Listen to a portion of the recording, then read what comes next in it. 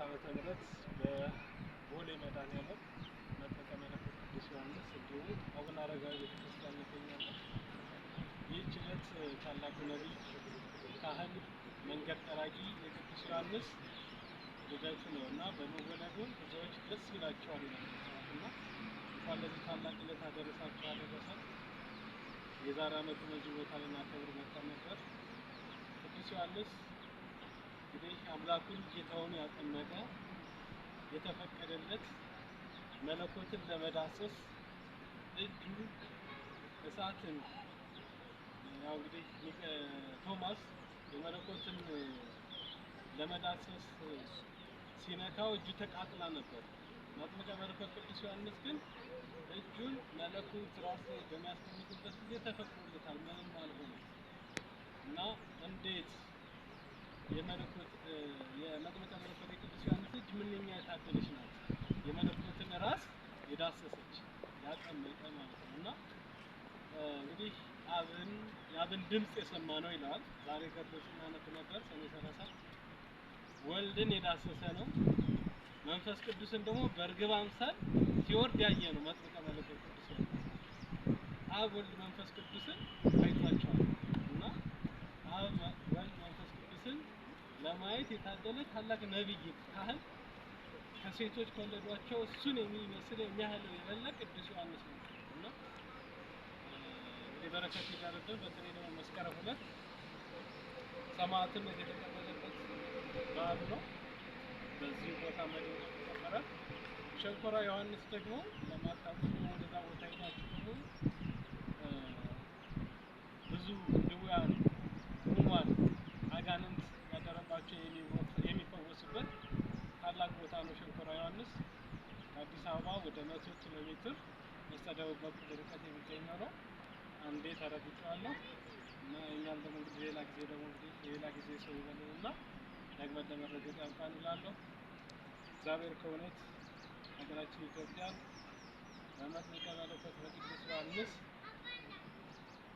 የተሰሩ ብዙ በሀገራችን በኢትዮጵያ ብዙ አብያተ ክርስቲያናት አሉ። በርቀት አይተው የተሳለሙትን እስከ 55 ትውልድ እምርልሃለሁ ተብሏል። የመጥምቀ መለኮት ቅዱስ ዮሐንስ ቤተክርስቲያን መሆኑን አውቆ ከርቀት ቢሳለሙ እስከ 55 ትውልድ ቃል ኪዳኑ ከእውነት እነዚህ የምናያቸው ሳርና ቅጠሎቹ ራሱ ቢቆጠሩ ከነዚህ የበለጠ ቃል ኪዳን የተሰጠው ማለት ነው እና እንግዲህ ይሄን ይመስላል። ወደ ትኩረቱ ዮሐንስ ስላለ ዮሐንስን በረከት አብራችሁ እንደምትቀበሉ አውቃችሁ ኑ። በመወለዱ ብዙዎች ደስ ይላቸዋል። መንገድ ጠራጊ እግዚአብሔርም መንገድ አስተካክሉ፣ ተራራው ዝቅ ይበል፣ ሸለቆዎች ይደላደሉለት እያለ የንስሐ ስብከት የሰበከ ታላቁ ነቢይ ካህን በአዲስ ኪዳንና በብሉይ ኪዳን መካከል የተገኘ ታላቁ የእግዚአብሔር ሰው ቅዱስ ዮሐንስ ዛሬ ምኑ ነው? ልደቱ ነው። እንግዲህ ጻድቃን ገና ከማኅፀን ሳሉ ይመረጣሉ ማለት ነው። በማኅፀን ሳለ ደግሞ ለእመቤታችን የሰገደ ታላቅ ነቢይ ነው። እነሆ የሰላምታሽን ድምፅ በሰማ ጊዜ ጽንሱ በማኅፀን በደስታ ዘለለ ተብሎ ተነግሯል ማለት ነው። እንግዲህ ለማመስገን የተመረጠ ታላቅ ነቢይ ነው እና ጌታን እነሆ ቅዱስ ገብርኤል በ6ኛው ወር ወደ ናዝሬት ገሊላ ወደ ቅድስት ድንግል ማርያም ሄደ ይላል። መጀመሪያ ከ6ኛው ወር በፊት ወደ እነ ማን ቤት ስለሄደ ነው? የሉቃስ ወንጌል ምዕራፍ 1 ላይ ወደ እነ ዘካርያስ እና ወደ እነ ኤልሳቤጥ ቤት ነው ቅዱስ ገብርኤል ሄደ ሊያበስር ልጅ ትወልዳላችሁ ይላቸው።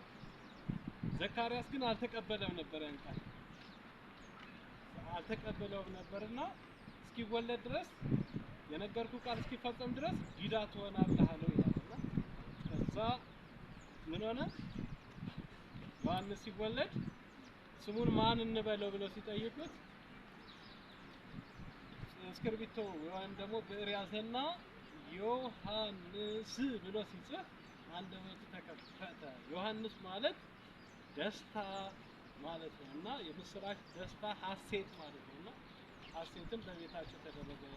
የልዑልን መንገድ ጠራጊ አንተ ነህ ብሎ ደግሞ አባቱ ለልጁ ተናገረ ማለት ነው። እንግዲህ እንዳልናገር ሁሉ እንዳልናገር ጊዜ በረከቱ ይደርብን ይቆየን። እሱ ባስገባይ